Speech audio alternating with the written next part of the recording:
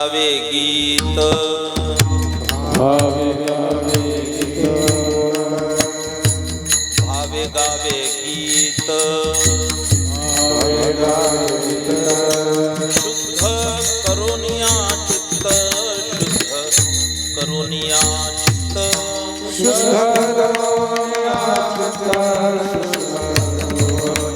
चित्त शुद्ध करोनिया भावे गावे गीत गीत भावे गावे गीत भावे गीत शुद्ध करोनिया चित्त शुद्ध करोनिया चित्त शुद्ध करोनिया चित्त शुद्ध करोनिया चित्त शुद्ध करोनिया चित्त शुद्ध करोनिया चित्त तुझ भावा आहे देव तुझ वावा आहे देव तुझ भावा आहे देव तुझ वावा आहे देव तरी हा सुलभ पाव तरी हा सुलभ पाव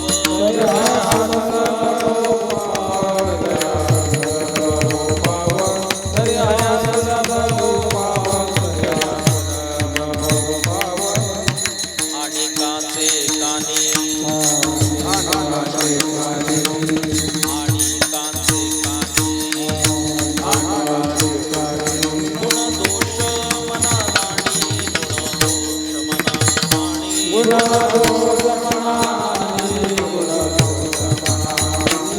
गुण दोष मना राणी मस्तक ठेंगणा मस्तक ठेंगणा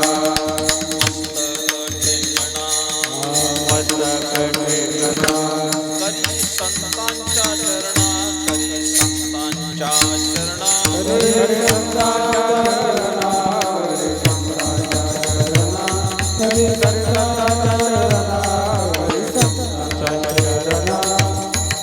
वेचिते वचन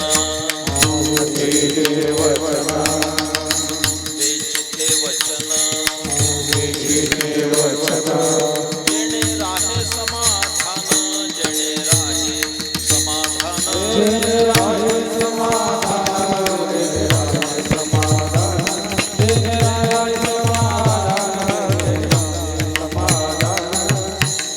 तुका म्हणे फार तुका म्हणे फार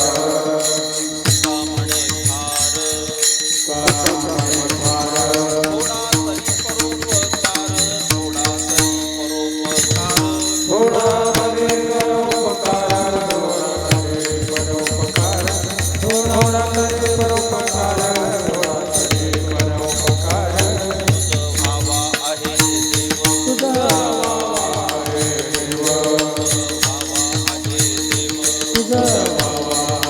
देव तरी हा सुलभ पाव तरी हा सुलभ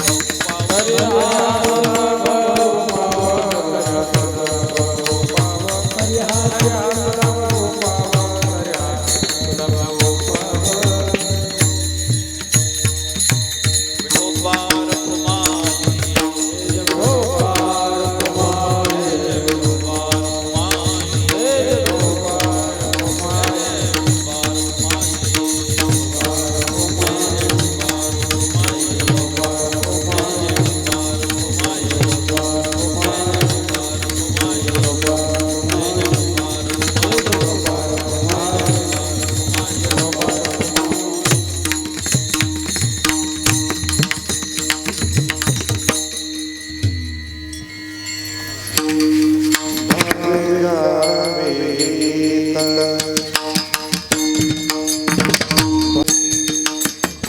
भावे गावे गीत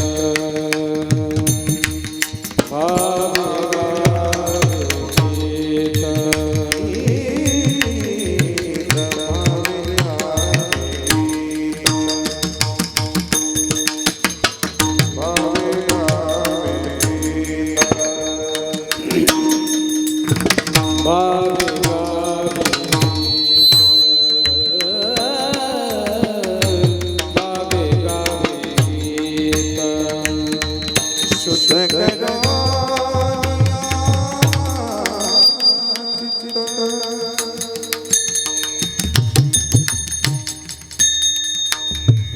शुद्ध करा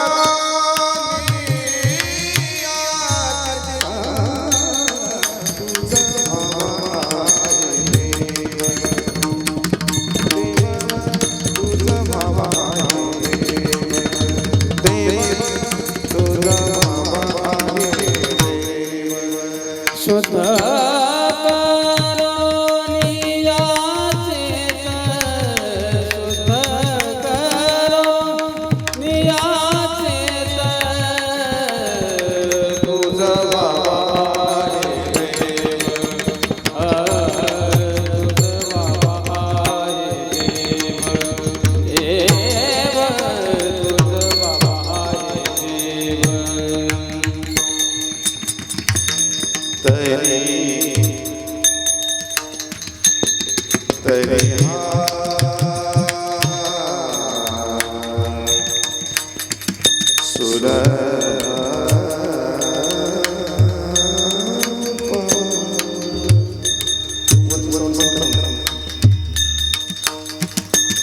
तरी हा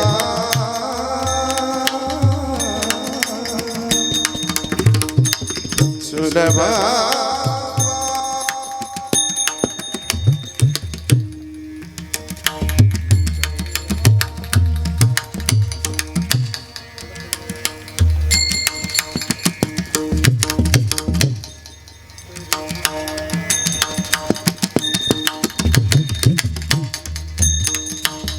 सुलभ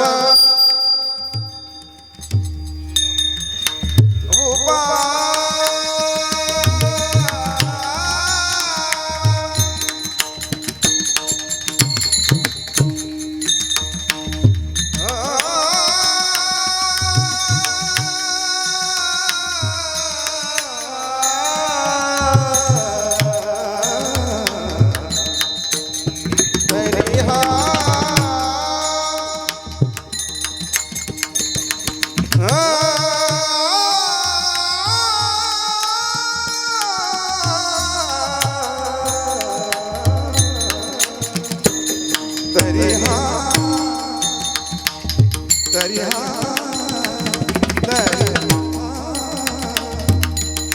सुलभ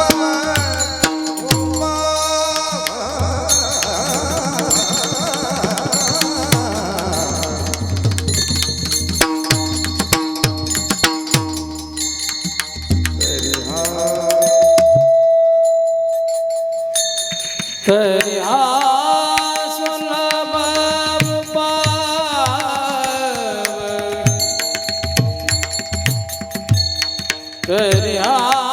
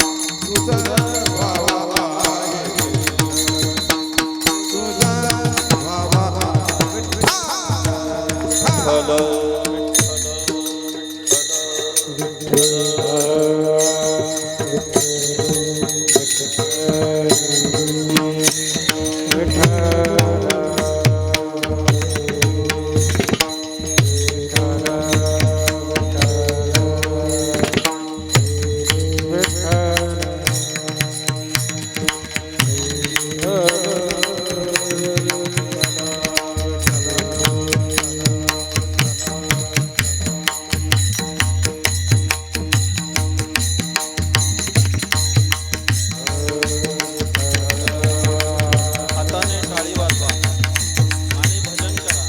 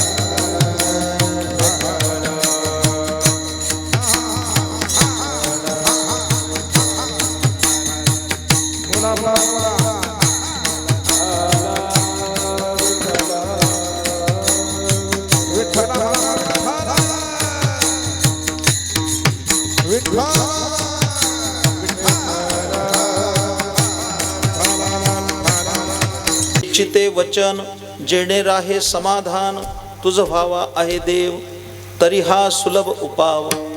तुका म्हणे फार थोडा तरी परोपकार, तुझ व्हावा आहे देव तरी हा सुलभ उपाव. विठ्ठल विठ्ठल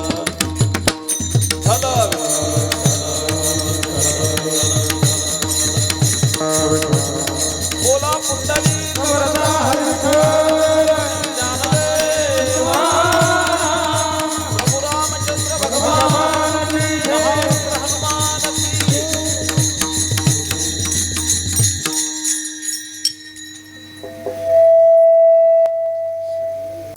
भावे गावे गीत शुद्ध करोनिया चित्त, तुझ व्हावा आहे देव तरी हा सुलभ उपाव.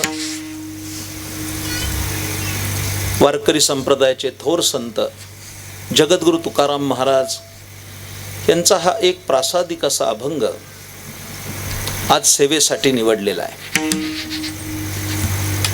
ज्या अभंगातून तुकाराम महाराजांनी ईश प्राप्तीची पंचसूत्री सांगितलेली आहे. माझ्या प्रिय श्रोत्यानो,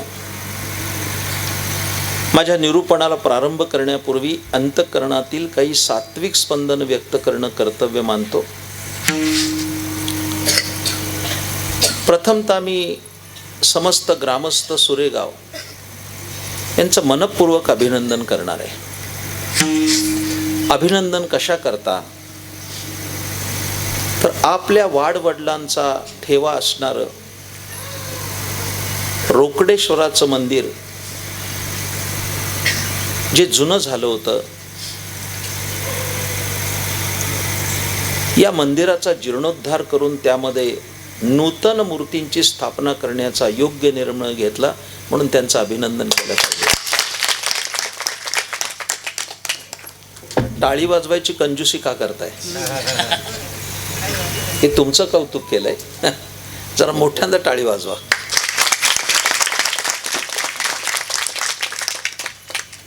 जे मला बोलावले म्हणून स्तुती केली पाहिजे असा स्तुती पाठक मी नाही. पण मी जाणतो एक 500 वस्ती लोक असणारं गाव, सर्वांग सुंदर मंदिर बांधण्याचा निर्णय घेतं आणि मंदिर उभं राहतं. ब्रह्मवृंदांच्या मंत्रघोषानं उद्या या मंदिरामध्ये रोकडेश्वर मारुतीरायाची स्थापना होणार आहे. हा तुमच्या गावाच्या दृष्टीनं ऐतिहासिक आणि मंगलमय क्षण आहे. त्याच्या पूर्वसंध्येचं हे कीर्तन आहे.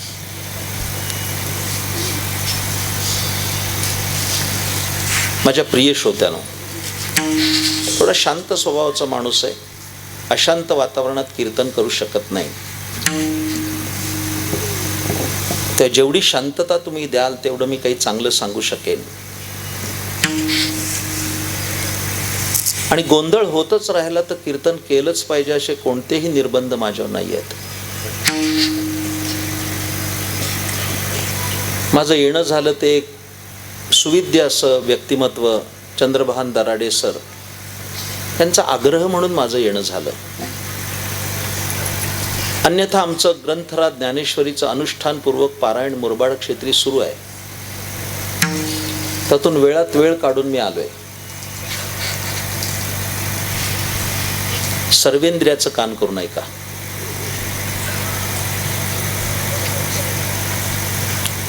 या 2 दशकामध्ये खूप मोठी वैज्ञानिक आणि भौतिक क्रांती झाली. चांद्रयान 3 यशस्वी झालं. हे कदाचित सर्वसामान्य लोकांना माहीत नसेलही कदाचित,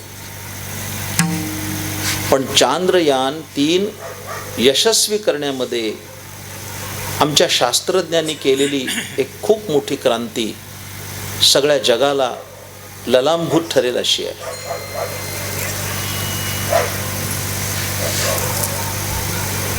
आम्ही संगणक युगात जगतोय. अशा या क्रांती पर्वात, अशा या विज्ञान युगात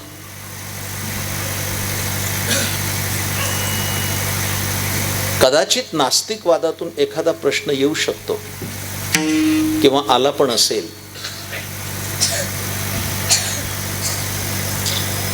की एवढं मोठं मंदिर बांधताना निधी खर्च झाला, तो एखाद्या सामाजिक कामासाठी खर्च झाला असता तर फायदा झाला असता.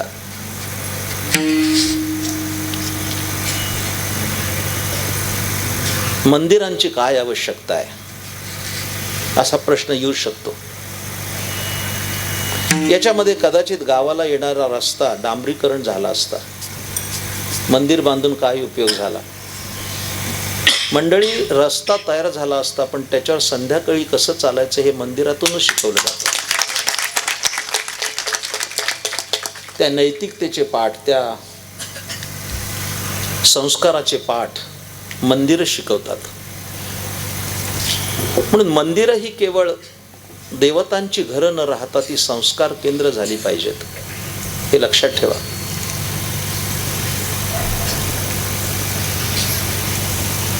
मी अनेक महापुरुषांची चरित्र वाचली गेल्या 40 वर्षात. त्यामध्ये मला भावलेलं जे चरित्र आहे ते महान विठ्ठल भक्त परमश्रद्धेय सद्गुरू दादा महाराज सातारकर होते. इकडे लक्ष द्या. म्हणजे परमपूज्य बाबा महाराज यांचे ते आजोबा दादा महाराज सातारकर.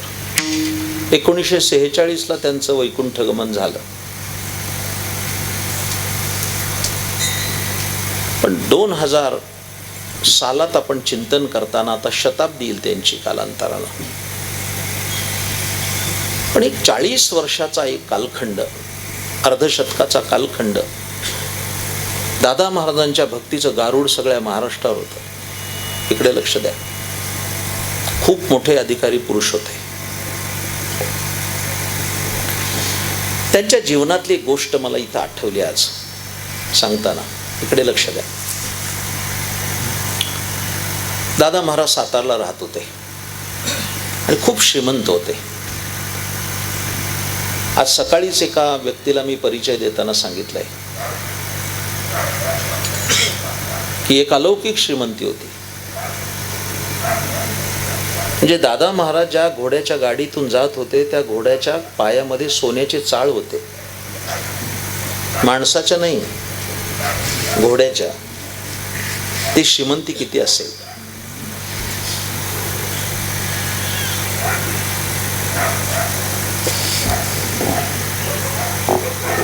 आर्थिक श्रीमंतीपेक्षा त्यांची पारमार्थिक श्रीमंती मोठी होती. मोठमोठे राजे रजवाडे त्यांच्या ज्ञानेश्वरीला येऊन बसत असत ऐकण्यासाठी. मग फलटण स्टेटचे नाईक निंबाळकर असतील, जनसंस्थांचे राजे असतील, भोर संस्थांचे राजे असतील, जव्हार संस्थांचे राजे असतील, ही सर्व राजघराणी त्यांच्या ज्ञानेश्वरीला येत असे. त्यांची ज्ञानेश्वरी सांगायची शैली पण अलौकिक होती. लक्षात ठेवा, एक घटना त्यांच्या आयुष्यात घडली. त्यावेळी हायकोर्टाचे वकील गोपाळशंकर राहेरकर यांनी त्यांचं चरित्र लिहिले 700 पानाचं. ते ऐकण्यासारखं आहे, वाचण्यासारखं आहे. त्याच समकालात, त्याच काळामध्ये महाराष्ट्रात एक दुसरं व्यक्तिमत्व होतं की जे संपूर्ण महाराष्ट्रही त्यांनी त्यांच्या साहित्य कृतीने भारून टाकला होता. इकडे लक्ष द्या. कदाचित नाव ऐकल्यानंतर तुम्ही चक्रावून जाल. आणि ते होते प्रसिद्ध तमाशा कलावंत पठ्ठे बापूराव.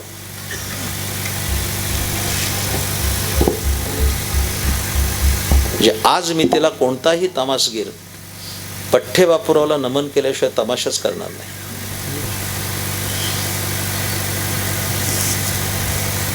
हे खूप वेगळं व्यक्तिमत्व होतं. हे सांगली जिल्ह्यातले वाळवा तालुक्याचे होते, ब्राह्मण होते. बापूराव कुलकर्णी. पण तत्कालीन समाजाच्या ज्या काही अरुंद विचाराच्या कक्षा होत्या त्यामध्ये पठ्ठे बापूराव बसणं शक्य नव्हतं. म्हणजे ब्राह्मण असून लावणी करतो, ब्राह्मण असून तमाशा करतो, हे त्यावेळच्या समाज रचनेला रुचणं शक्य नव्हतं. म्हणजे ज्या घरामध्ये टाळ वाजावेत त्या घरात चाळ वाजत होते, लावणी होत होती, मुजरा होत होता. हे काही समाजाला पटलं नाही त्या काळात. आणि समाजाने त्यांना बहिष्कृत केलं, वाळ टाकली, रोटी बेटी व्यवहार बंद केले. पठ्ठे बापूराव काय असे कच्चे नव्हते.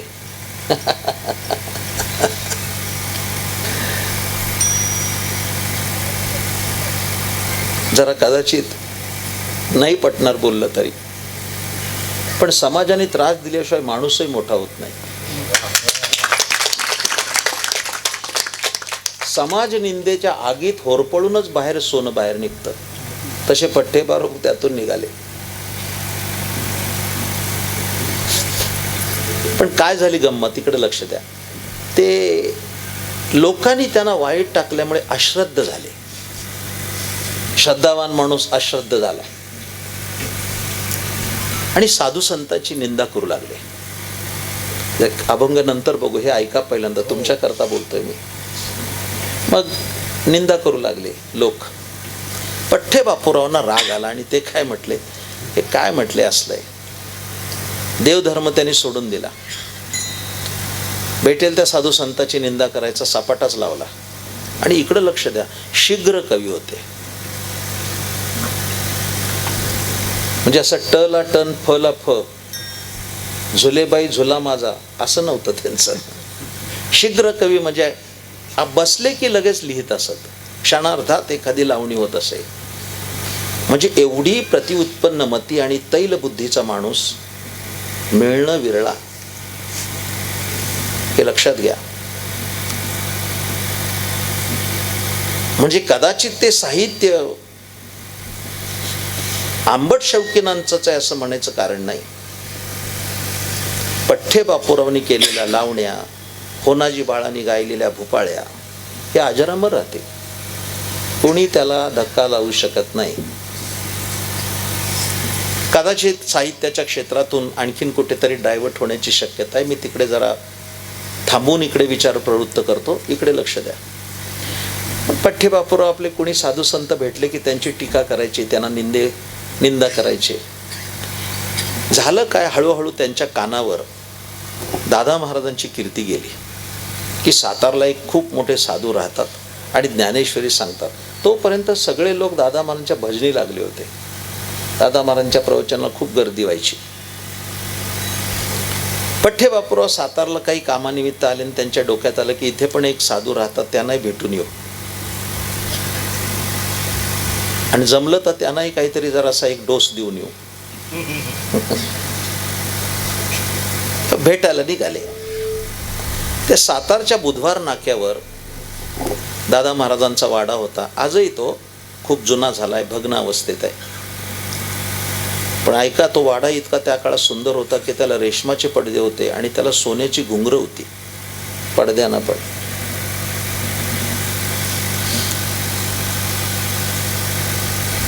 पठ्ठे बापूराव विचारत विचारत आले. फार सुंदर दृष्टांत, ऐका जरा. फिरत फिरत आले, विचारत विचारत आले. मी ती स्वतः जाऊन आलोय ते पुस्तक वाचल्यानंतर. तर त्या वाड्याच्या समोरच अशी एक बैठक होती. तर पांडुरंगाचं सुंदर देवघर आणि त्याच्यामध्ये दादा महाराजांनी त्या काळात सोन्याची मूर्ती केली होती पांडुरंगाची, 1 किलोची. त्याला 80 तोळ्याचा विठोबा म्हणायचे. आजही ती मूर्ती सातारकर परंपरेमध्ये त्यांच्या घरात पूजेत आहे. ते देवघराच्या समोर दादा महाराज बसले होते, तक्क्या बिक्क्या टेकून बसले होते, तक्क्याला टेकून. ते पठ्ठे बापूराव आले.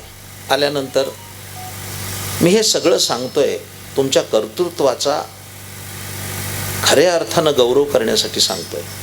पठ्ठे बापूराव आले, दारात उभे राहिले आणि आत जाण्यापूर्वी विचारलं की त्याने अंदाजानं जाणलं हेच महाराज दिसतात. त्यांचं तेजपुंज असं रुपडं बघून तुला हेच महाराज दिसतात. हे पण काही कमी नव्हते. एकदम करवत काठी धोतर, मलमलचा सदरा, वरती मंदिर बांधलेला, हातामध्ये सोन्याचं कडं, पायात पुणेरी जोडा, अंगावर उपरणं, हातात काठी, अशा रुबाबात ते पण आले. ते श्रीमंत होते. आले आणि दादा महाराजांनी विचारलं, आत यावं का? जरा दमातच विचारलं. दादा महाराज या नाही म्हटले. ते म्हणले दरवाजा उघडाच आहे. त्याला उत्तर तसंच आलं. आणि आत यावं का? तर म्हणले दरवाजा उघडाच आहे. पण ही माणसं कशी होती ते चरित्र वाचताना माझ्या लक्षात आलं. पठ्ठे बापूराव म्हटले दरवाजा उघडा आहे, पण मी बिघडलोय असं समाज म्हणतोय. मग बिघडलेल्या माणसाला आत प्रवेश आहे का म्हणून विचारलं. ऐकताय ना नीट? समाज म्हणतोय मी बिघडलोय म्हणून बिघडलेल्या माणसाला आत प्रवेश आहे का नाही विचारतोय. दादा महाराज हसत म्हणाले, या रोगी माणसासाठी हॉस्पिटल असतं, बिघडलेल्या लोकांसाठीच मंदिर असतं. या आतमध्ये काय संवाद आहेत, काय संवाद आहेत. म्हणून मंदिरं जी आहेत ती मंदिरं आम्हाला नैतिकतेचे पाठ देतात आणि सुचारू मार्गाने जीवन कसं व्यतीत करायचं याचं मार्गदर्शन करतात. म्हणून मंदिर आवश्यक आहे. वारकरी संप्रदाय असं सांगतो की ज्या गावात मंदिर नाही ते गाव नसून स्मशान आहे. विठ्ठल नाही जे देशी. तुकाराम महाराज स्पष्ट सांगितलं की ज्या गावात विठ्ठलाचं मंदिर नाही, स्मशान भूमी परियसी. पण तुम्ही एक चांगला निर्णय घेतला की जुन्या मंदिराचा जीर्णोद्धार करून मूर्ती थोडी दुखावली, नवीन मूर्तीचं नियोजन करून आता पांडुरंगासह, भगवान शंकरासह, रोकडेश्वराचं उद्या या ठिकाणी महन्मंगल मंत्रजागरामध्ये स्थापना होईल आणि सगळ्यांना दर्शनासाठी त्याचा उत्सर्ग होईल. मला आनंद वाटला आणि समाधानही वाटलं. याच्या पार्श्वभूमीवर आज तुमच्याशी जो संवाद आहे तो खूप मोठा आहे. इकडे लक्ष द्या. हे माझं प्रास्ताविक संपलंय. आता जेवढा वेळ मिळेल तेवढं काही मी चांगलं सांगायचा प्रयास करणार आहे. आता माझ्या मनासारखे बसलाय तुम्ही, असंच बसलं पाहिजे आणि खूप चांगलं ऐकलं पाहिजे. सर्वेंद्रियाचं कान करून ऐकलं पाहिजे तर कीर्तनं कळतात. नाही तर माणसं कीर्तनात बसलेली असतात, बुवा पखवाज वाजवत असतात, तिथं कणिक पडलेली असते, एखादा श्रोता कणिक उचलतो आणि त्याचा उंदीर करतो, तो उंदीर मोडायचा, त्याचा मोदक करायचा, अशी आचरट चाळे करत कीर्तन ऐकली तर आयुष्य बदलणार. काही मी उद्धार पावे. अहो काय गुरुजी तुम्हाला सांगू, कीर्तनकाराचा हार घातला आणि पाकळ्या पडले तर ते फुलच चुरगळत बसतात. काही उद्योगच नाही ह्या लोकांना. वेळ आणि पैसा फुजूल जाण्याची शक्यता आहे, दुसरं काही नाही. आमचं आयुष्य जाईल आणि तुमचं आयुष्य फुकट जाईल. माझ्या प्रिय श्रोत्यानो, आता एवढे लोक बसले तिथं,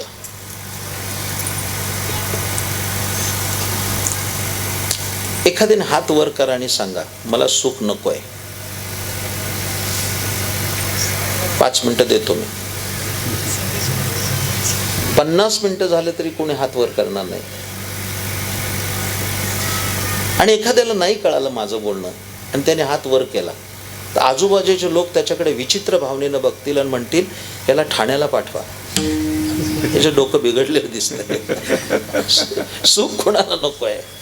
किंबहुना प्रत्येकाची तळमळ आहे ती सुख मिळावं म्हणूनच आहे. आत्ता सुद्धा तुम्ही आलाय कीर्तनाला ते सुख मिळावं म्हणूनच आलाय. श्रवणाचं का होईना पण ते काय आहे, सुख आहे. पण माझ्या प्रिय श्रोत्यानं सुख असं मिळत नाही. इकडे लक्ष द्या. एक सैद्धांतिक गणित तुमच्या पुढे मांडतोय, जरा चांगलं ऐकताय तुम्ही. मला असं लक्षात येतं की ऐकण्याचे संस्कार काही अंशी आहेत, ते श्रोत्यावर असावे लागतात. देव भेटल्यानंतर सुख भेटेल. नीट ऐका. देव भेटल्यानंतर सुख भेटेल हा विचारच चुकीचा आहे. किंबहुना देव भेटणं हेच सुख आहे, हे लक्षात ठेवा. आपुला तो एक देव करुणी घ्यावा,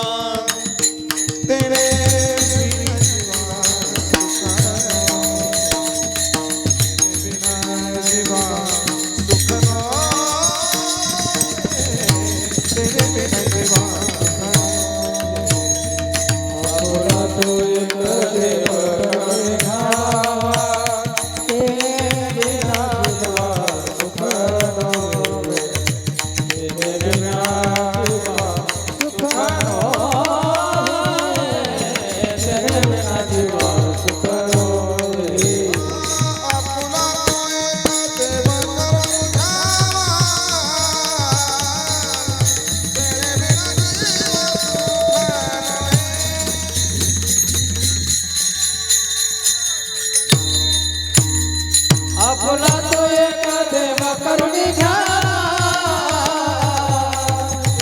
बिना जीवा सुख नये, बिना जीवा सुख नये.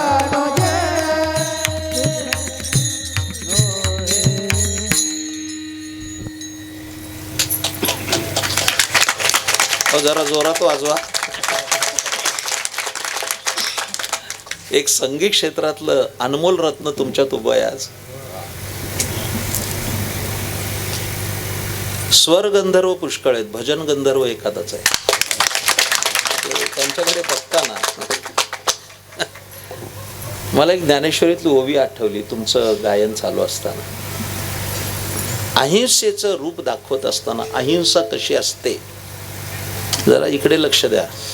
अहिंसा कशी असते त्या ज्ञानेश्वर महाराजांनी अहो असले दृष्टांत ज्ञानेश्वर महाराजांनी दिलेत की ज्ञानेश्वरीचा ज्ञ सुद्धा कळणार नाही आपल्याला. आता दृष्टांत काय तो ऐका. मला जस्ट रिसेंटली या क्षणाला आठवलाय तुमचं गाणं चालू असताना.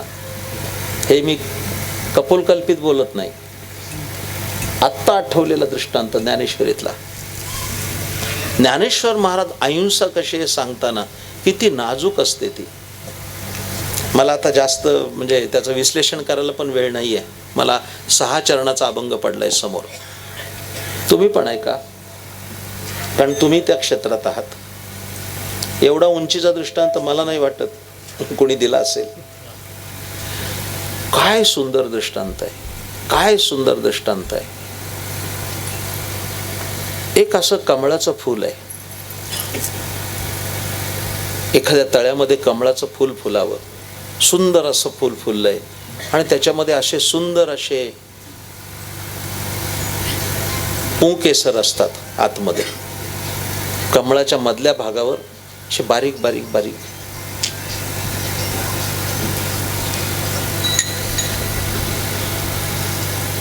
त्या भुंगा गुंजारव करत येतो. ऐकताय ना? भुंगा असा भुंग भुंग भुंग भुंग भुंग भुंग करत येतो. त्याला परिमळ सेवन करायचा असतो, त्याला मकरंद खायचा असो. त्या कमळाच्या फुलावर बसत असताना तो इतका अलगद बसतो. मी आश्चर्यचकित झालो की 16व्या वर्षी या मुलाला ते कळावं ज्ञानेश्वर महाराजांची परिणत प्रज्ञा काय असेल. तो भुंगा गुंजारव करत येतो, हळूच त्या सव्वाच दिशी बसत नाही, असा बसतो. ज्ञानेश्वर महाराजांनी ते चित्र टिपलं, सांगितलं भुंगा इतका अलगद बसतो. कुचंबेल किसर या शंका, त्या फुलाचं केसर कुचंबेल, माझ्या पायानं ते दाबलं. आता भुंग्याचा पाय किती जड असेल, ऐकताय का? झोपलाय. भुंगा केवढा, भुंग्याचं वजन किती, पाय केवढासा. भुंग्याचं वजन फार फार तर 5 ग्रॅम, ह्याच्यापेक्षा जास्त नाही. 5 ग्रॅम पण फार झालं, 2-3 भुंगे. तो एवढासा भुंगा, त्याचं वजन फार तर 5 ग्रॅम असतील. त्या 5 ग्रॅम अति जर बारीक बघायचं झालं तर त्या 5 ग्रॅममध्ये तो मिलीमध्ये त्याचा पाय असेल. पण ते 8 पाय टेकत असताना इतका हळू त्याच्यावर बसतो की कदाचित त्या कमळाचा केसर कुचंबेल दबेल या भीतीनं तो हळूच बसतो. इतका हळूवार जेव्हा तो भुंगा बसतो, तेवढं हळूवार गुरुजीचं भजन ऐकलं पाहिजे. गुंतला भ्रमार कमळ निकोशी, वा. गुंतला भ्रमार कमळ निकोशी, आदरे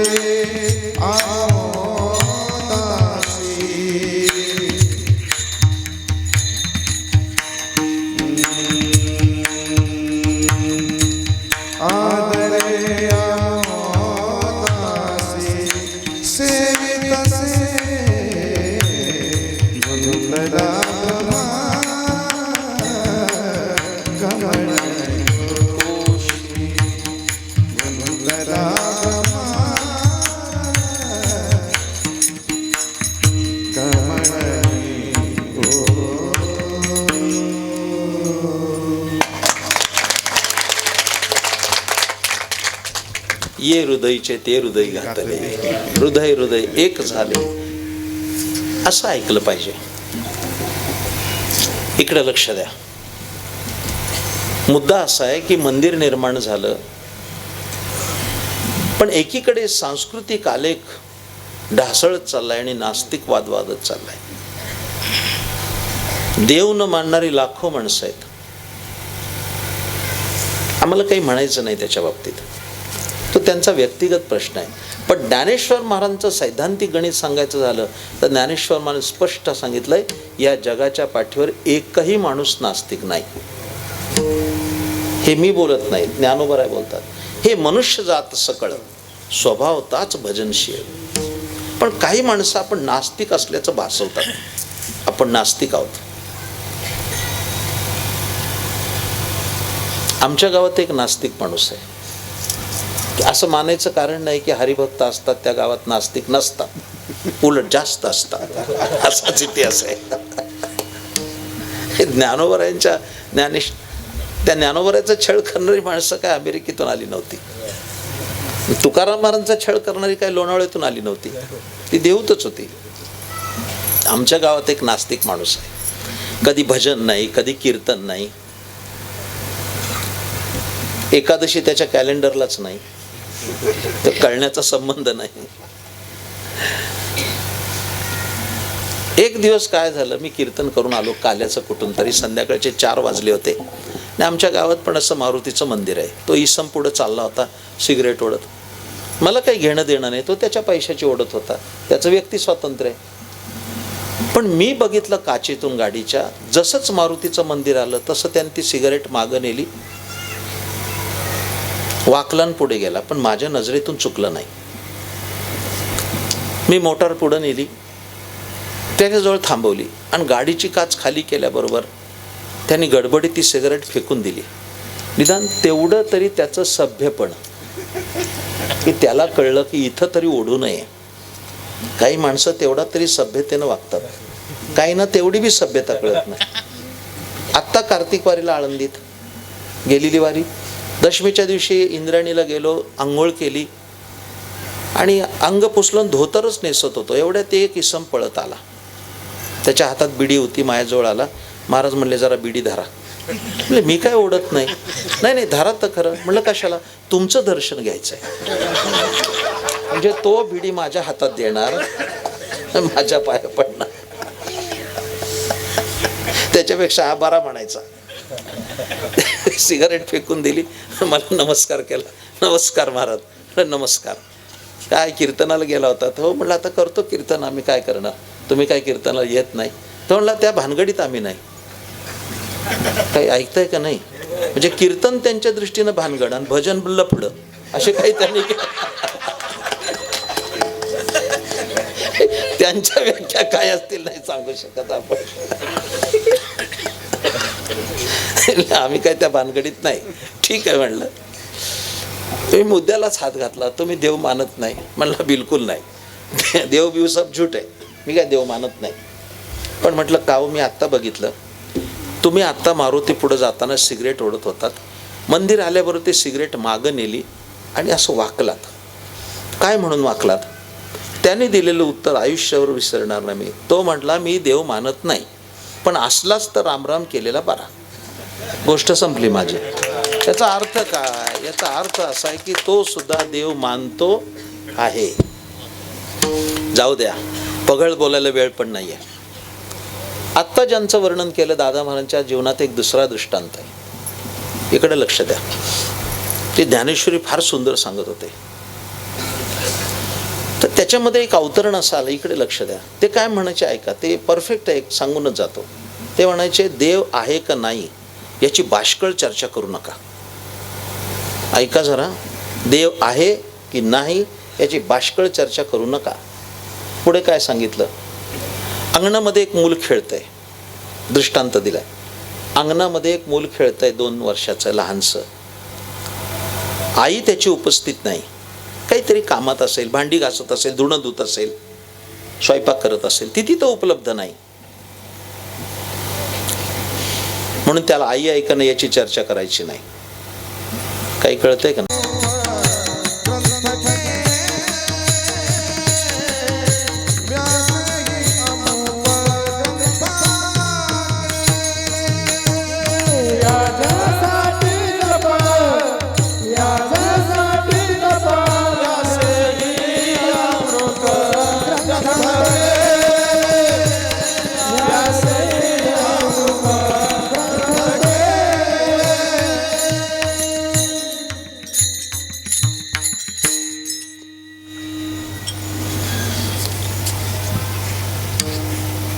कशाने देवप्राप्ती होईल?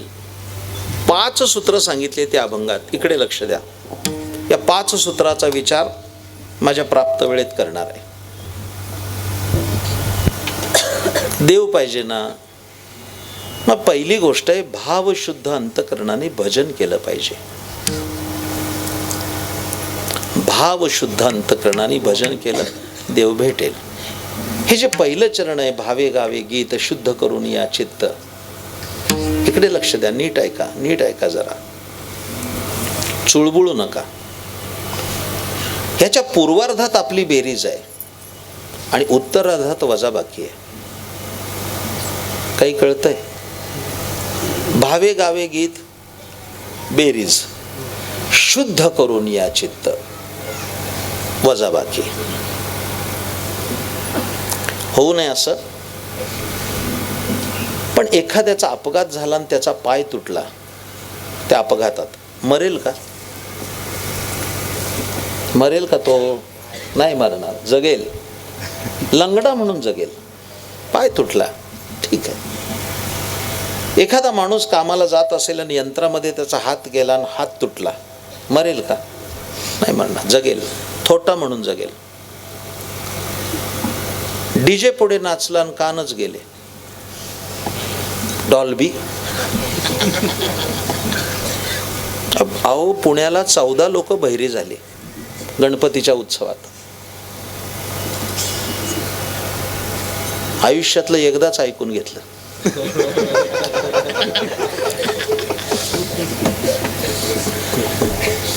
म्हणून वारकरी कीर्तनात पण आलेलं ध्वनी प्रदूषण हे घातक ठरणार आहे, लक्षात ठेवा. श्रोते सज्जन आहेत म्हणून तक्रार करत नाहीत. नाही तर अशीच कीर्तनं चालू झाली तर 10 वर्षाने कीर्तनं चालू असतील पण श्रोते बहिरे असतील, असं चित्र दिसेल फार नाही लांब वेळ. तो एवढं शांत ऐकलं पाहिजे. कर्ण कर्कश ऐकण्याचं काय कारण आहे? मुळात वारकरी संप्रदाय हा शांत रसाचा भोगता आहे. आमचा ग्रंथ पण शांत रसाचा आहे. मला वेळ नाही आता सांगायला. इकडे लक्ष द्या. कान गेला, मरेल का? नाही मरणार, जगेल. बहिरा म्हणून जगेल. डोळे गेले, जगेल. जगेल. आंधळा म्हणून जगेल. पण एखाद्याचं हृदय बंद पडलं आणि तो 5 वर्ष जगला, असं घडेल? बघा ना हो, 2021ला हृदय बंद पडलंय, अजून चालूच होत नाही. ब्रिज कँडीपर्यंत उपचार झाले. असं होत नाही. ज्या क्षणाला हृदय बंद पडेल तत्क्षणी त्याचा मृत्यू असेल. ऐकताय? इतकं सोपं नाही सांगत आहे कीर्तन मी. वाच्यार्थानं पाय जायची गरज नाहीये. नको तिकडे गेला, पाय तुटला. टेबला खालून पैसे घेतले, हात तुटला. नको ते पाहिलं, डोळा गेला. नको ते ऐकलं, कान गेला. कदाचित हे गेलं तर जाऊ द्या, हृदय नाही गेलं पाहिजे. एवढी जागा शुद्ध पाहिजे. अहो एखादा मरका पाहुणा येत असेल तर आपण घर किती आवरतो? घरदार झाडतो काय, बेडशीट काय बदलतो, तक्के काय बदलतो, फुलदाणी काय लावतो, एअर फ्रेशनर मारतो. वा. अरे एक मरका पाहुणा यायचा तर एवढी तरतूद चालली. विश्वाचा पाहुणा हृदयात यायचा असेल तर ते हृदय किती स्वच्छ असलं पाहिजे. जयाचे चोखटे मानसी मी होऊन असे क्षेत्र संन्यासी. ज्ञानेश्वरी बोलते. तुकाराम महाराज त्याला ग्वाही देतात, येवोनी गोपाळ.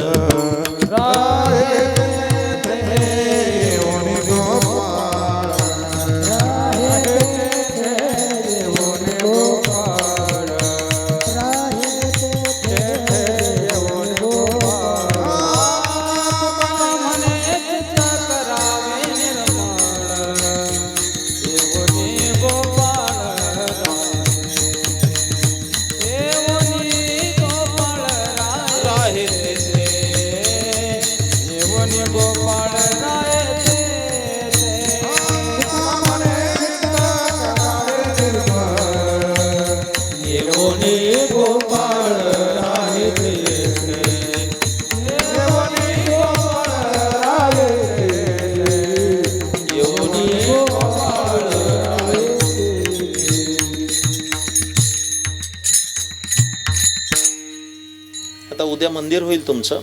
एक रसायन सांगतो चांगलं, कारण मी 45 वर्षात फार फिरलोय. 25 वर्षापूर्वी एका आश्रमात गेलो होतो. मी नाव सांगत नाही, पण त्या आश्रमाच्या बाहेर सर एक फार सुंदर बोर्ड लावला होता. साधारणपणे मंदिरात गेला तर काय असतंय, पादत्राणे बाहेर ठेवा, चपल्या घालून आत येऊ नका, सकारात्मक नाही तर नकारात्मक बोर्ड असतात. तिथं काय लिहिलं होतं, फार सुंदर लिहिलं होतं.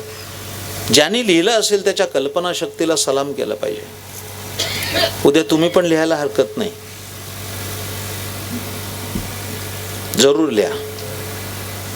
त्या आश्रमाच्या बाहेर त्या फलकावर असं लिहिलं होतं, या ठिकाणी पायातले जोडे आणि अंतःकरणातील जोड्याच्या लायकीचे विचार बाहेर ठेवा आणि मगच आत या. आम्ही जोडे बाहेर ठेवते आणि जोड्यापेक्षा बेकार विचार घेऊन देवळात जातोय. जोडे बरे,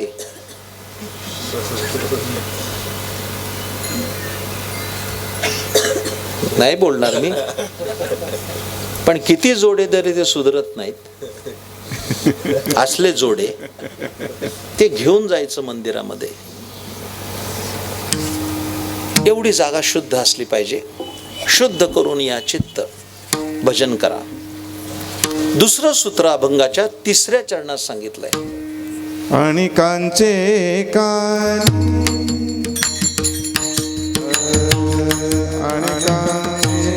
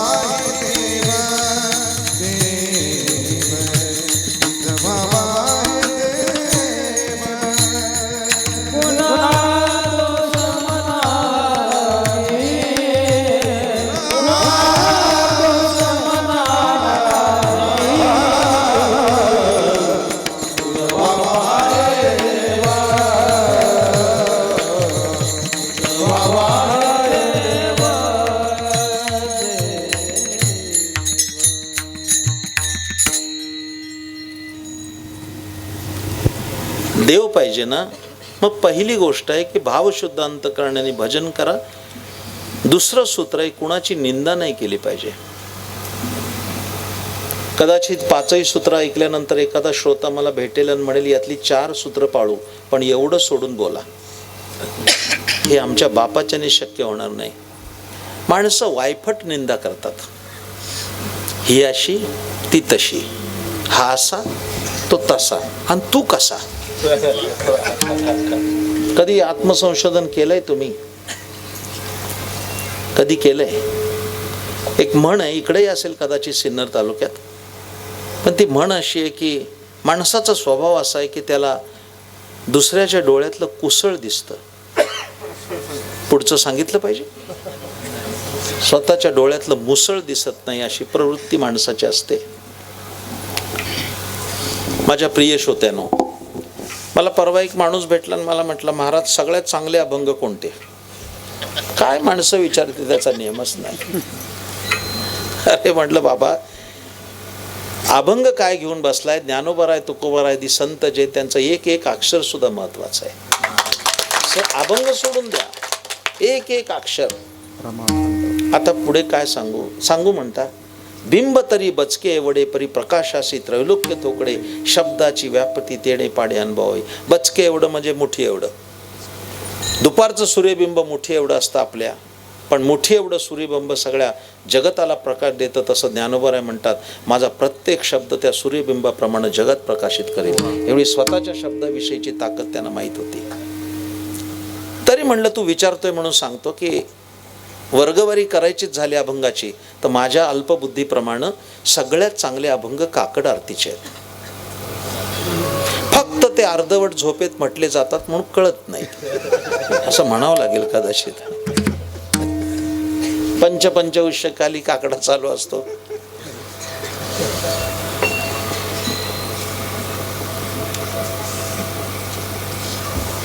काय सुंदर अभंग आहेत.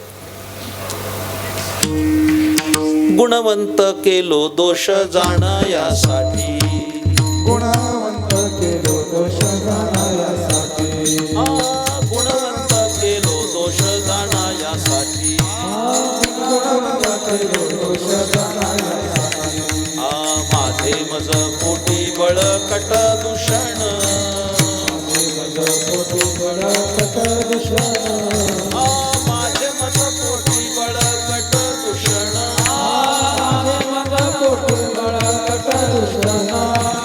आता पुढे धीर काय देऊया मना, आता पुढे धीर काय देऊया मना, आता पुढे धीर काय देऊया मना, आता पुढे धीर काय देऊया मना.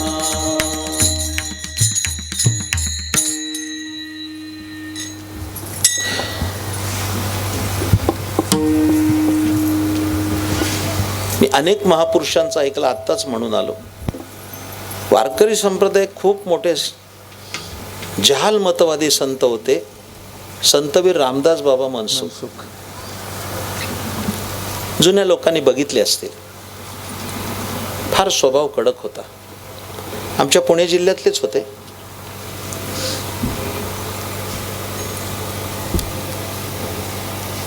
एकदम कडक होते.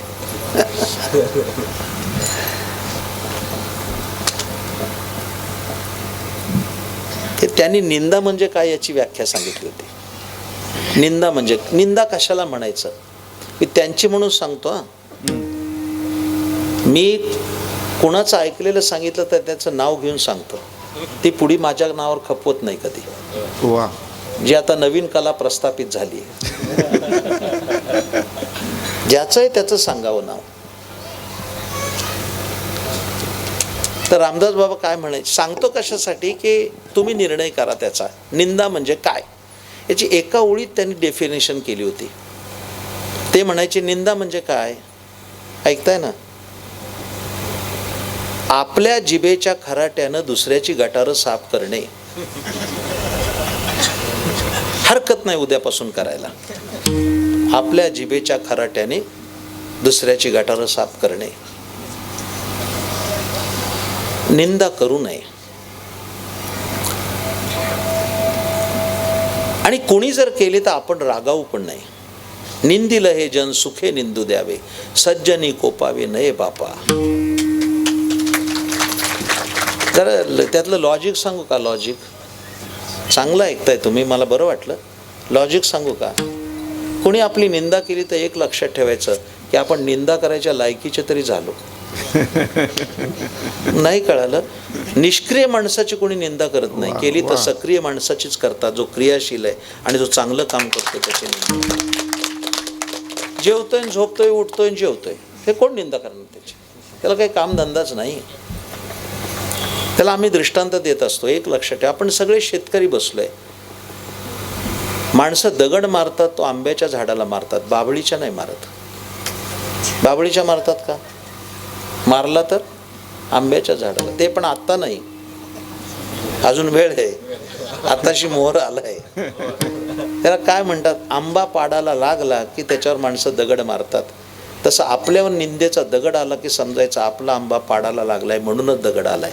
त्याचा जास्त विचार करत बसायचं नाही. लक्षात ठेवा, निंदा दुसरं सूत्र, निंदा नाही करायची. माझ्या प्रिय श्रोत्यानो, तिसरं सूत्र आहे, मस्तक ठेंगणा करी संतांच्या चरणा. हे तिसरं सूत्र आहे. वेळ सरत चाललाय. तुम्हाला आज एक होमवर्क म्हणून देतो. देव जर पाहिजे असेल तर भेटेल त्या संताला नमस्कार करा. देव भेटेल. कारण जीव आणि देव याच्या दुवा जर कोण असेल तर ते संत आहेत. नाथ महाराजांनी स्वच्छ सांगितलंय, संताविण प्राप्ती नाही, ऐसी वेद देती ग्वाही. संत काय अडचण काय त्याच्यामध्ये? माझ्यावर पार्थ महाराज पाटील हा तरुण मुलगा आहे, आता युवा कीर्तनकार आहे. आम्ही गाडीनं जाताना समोरून जर एखादा वारकरी आला तरी त्याला आम्ही नमस्कार करतो. एखादे जैन मुनी चालले असतील, कोण जाणे कोणा घडे उपासना, कोण या वचना प्रतिपाळी.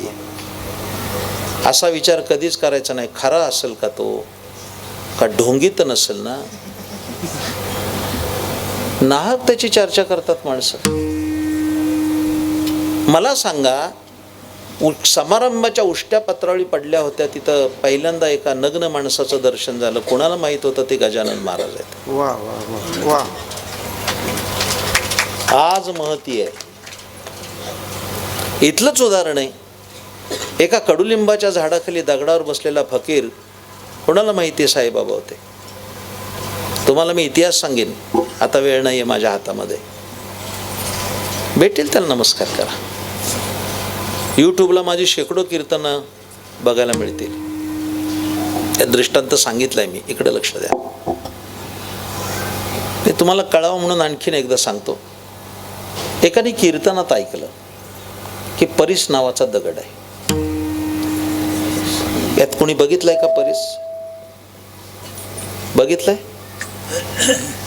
नाही, विचारणं पण चुकीचं आहे. ज्यांनी परीस बघितला असेल तो कीर्तनाला कसा येईल? काही यायचं कारण पण नाही ना. पण परीस हा एक दगड आहे आणि तो लोखंडाचं सोनं करतो. आपुल्या महिमाने धातू परिसे केले सोने. त्याने कीर्तनात ऐकलं की परीस नावाचा एक दगड आहे, इकडे लक्ष द्या. त्याला तो छंदच लागला की परीस शोधूनच राहायचं. पण त्याने खिशात एक खिळा ठेवला आणि जरा तांबडा हिरवा दगड दिसला वेगळा की तो उचलायचा आणि त्याच्यावर तो खिळाच घासायचा.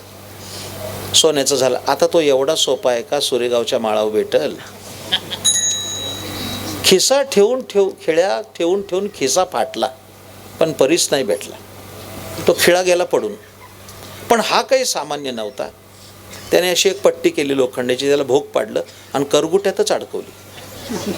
म्हणजे खिसा फाटायला नको आणि खिळा पडायला नको. आणि त्या पट्टीवर असा दगड घासायचा. गावातले लोक म्हणले हे कीर्तन ऐकून बिघडलंय.